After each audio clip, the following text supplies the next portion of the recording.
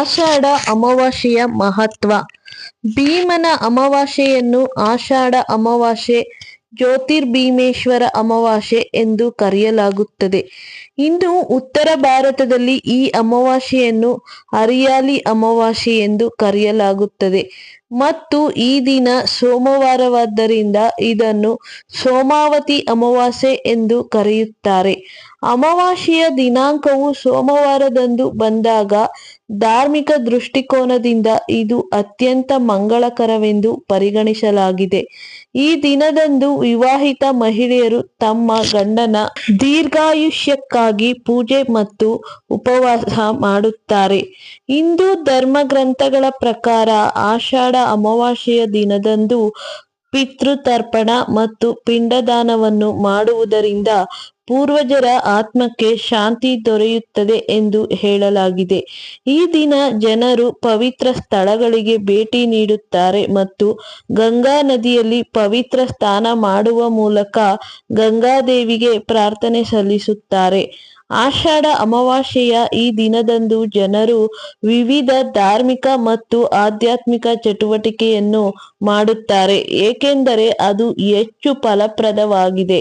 ಈ ದಿನ ಪೂರ್ವಜರ ಪೂಜೆಯಿಂದ ಜನನ ಮತ್ತು ಮರಣದ ಚಕ್ರದಿಂದ ಮುಕ್ತರಾಗುತ್ತಾರೆ ಮತ್ತು ಮೋಕ್ಷವನ್ನು ಪಡೆಯುತ್ತಾರೆ ಎಂದು ನಂಬಲಾಗಿದೆ.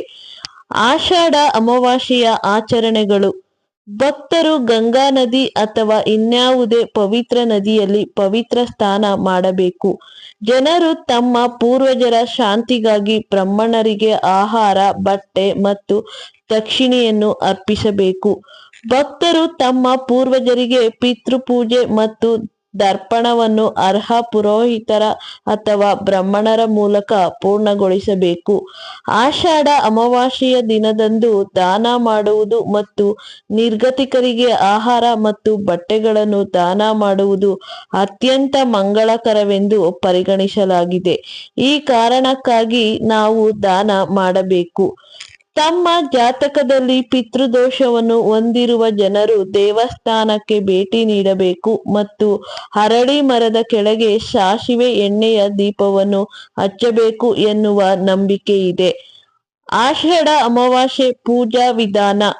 ಆಷಾಢ ಅಮಾವಾಸ್ಯೆ ದಿನದಂದು ಶುದ್ಧವಾದ ಪೀಠದ ಮೇಲೆ ಕೆಂಪು ಬಟ್ಟೆಯನ್ನು ಹರಡಿ ಶಿವ ಮತ್ತು ಪಾರ್ವತಿ ದೇವಿಯ ವಿಗ್ರಹಗಳನ್ನು ಪ್ರತಿಷ್ಠಾಪಿಸಿ ನಂತರ ಶಿವನಿಗೆ ಬಿಲ್ವಪತ್ರೆಯನ್ನು ಅರ್ಪಿಸಿ ಮತ್ತು ಪಾರ್ವತಿ ದೇವಿಗೆ ಸುಮಂಗಲಿಯರು ಬಳಸುವ ಎಲ್ಲಾ ರೀತಿಯ ವಸ್ತುಗಳನ್ನು ಅರ್ಪಿಸಿ ಮರುದಿನ ಈ ಎಲ್ಲಾ ಸಾಮಗ್ರಿಗಳನ್ನು ಮಹಿಳೆಯರಿಗೆ ದಾನವಾಗಿ ನೀಡಬೇಕು.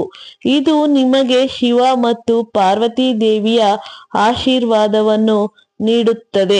ಆಷಾಢ ಅಮಾವಾಸ್ಯೆಯ ದಿನದಂದು ಏನು ಮಾಡಬೇಕು ಮತ್ತು ಏನು ಮಾಡಬಾರದು. ಜನರು ಬಟ್ಟೆ ಅಥವಾ ಪಾದರಕ್ಷೆಗಳನ್ನು ಖರೀದಿಸುವುದನ್ನು ತಪ್ಪಿಸಬೇಕು. ಜನರು ಯಾವುದೇ ರೀತಿಯ ಚಿನ್ನದ ಆಭರಣಗಳನ್ನು ಖರೀದಿಸಬಾರದು. ಹೊಸ ವ್ಯಾಪಾರ ಅಥವಾ ಹೊಸ ಉದ್ಯೋಗವನ್ನು ಪ್ರಾರಂಭಿಸಲು ಈ ದಿನ ಸೂಕ್ತವಲ್ಲ. ಹೊಸ ವಾಹನವನ್ನು ಖರೀದಿಸಲು ಇದು ಶುಭ ದಿನವಲ್ಲ. ಈ ದಿನದಂದು ನಿಶ್ಚಿತಾರ್ಥ ಮತ್ತು ಮದುವೆಯಂತಹ ಯಾವುದೇ ಶುಭ ಕಾರ್ಯಗಳನ್ನು ಮಾಡಬಾರದು.